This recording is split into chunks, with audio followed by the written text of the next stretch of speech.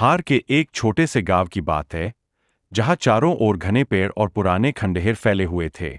उस गांव का नाम था चांदपुर।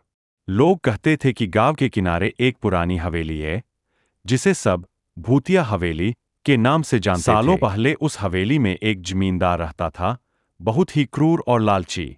उसने गांव वालों पर इतना अत्याचार किया कि एक दिन उसकी रहस्यमयी मौत हो गई।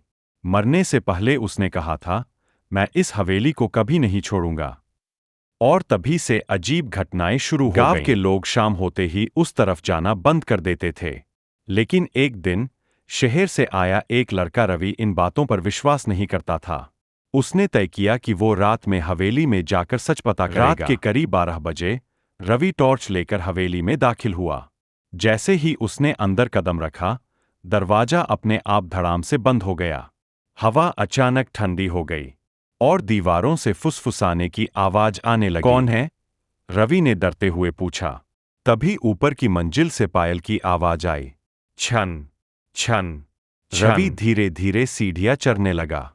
जैसे ही वह ऊपर पहुंचा, उसने देखा एक सफेद साड़ी पहनी औरत खिड़की के पास खड़ी थी।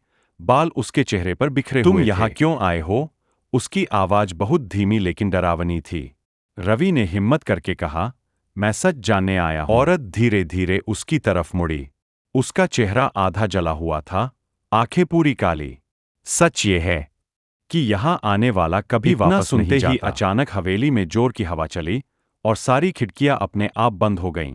रवि भागने की कोशिश करने लगा, लेकिन दरवाजा नहीं खुल रहा था। अगली सुबह गांव वालों ने हवेली के बाहर रवि की टॉर्च पड़ी देखी, लेकिन रवि का कहीं कोई निशान नहीं मिला। तब से कहते हैं कि रात को उस हवेली से दो आवाजें आती है, एक रवि की और दूसरी उस औरत की। और जो भी उस आवाज को सुनता है, वो कभी उस तरफ जाने की हिम्मत नहीं करता।